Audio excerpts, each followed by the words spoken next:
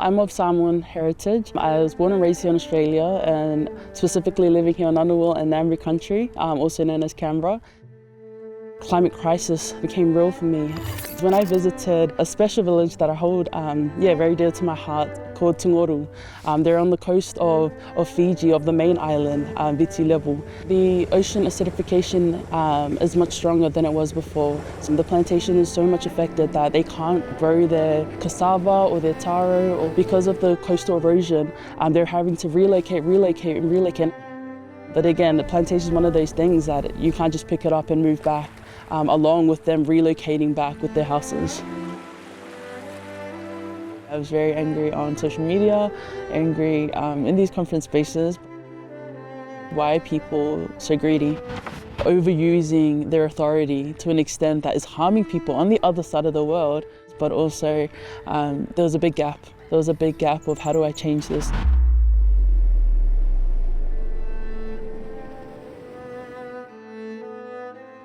Hello.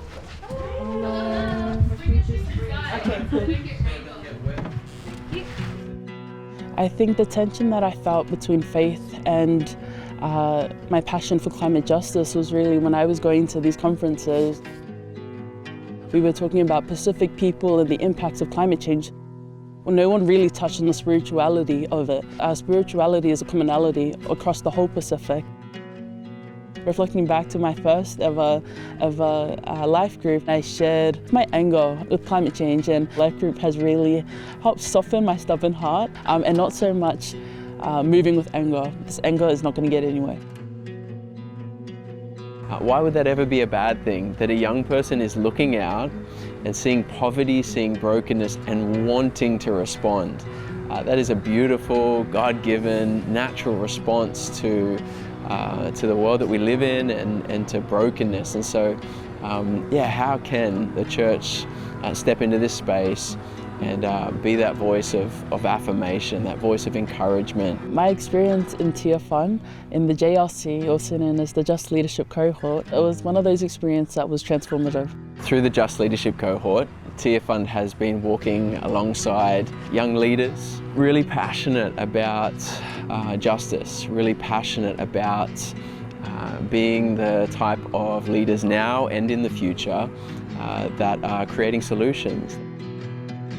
Let's understand first, what does God say? And it says right in Genesis, chapter 1, verse 28, to fill the earth and reign over it, the fish in the sea, the birds in the sky, and all the animals that scurry along the ground. We're not just advocates of the Pacific, we're really human stewards of His creation.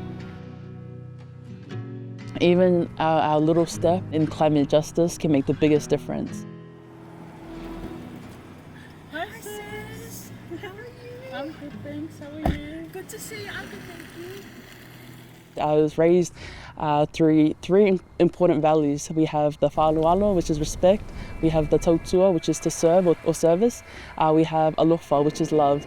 I think this is a perfect opportunity where we should practice our Samoan values of respect, of service, and of love. It's similar to a life that Jesus demonstrated, to love our brothers and sisters in Christ, even love our neighbour, as it so says so clearly and reiterates throughout the Bible, but also respecting one another and to care. Real advocacy does start from grassroots. And then up into international and big organizations. I think if you really solidify your spiritual understanding of climate change, everything else will flow naturally. I think it's so important that we understand what God says about His creation, but also what He says about us, and learning the obligation that we have, from birth right to the end. That fear has turned into hope. It's solidified hope, but it's not active hope or passive hope, it's real hope and full hope.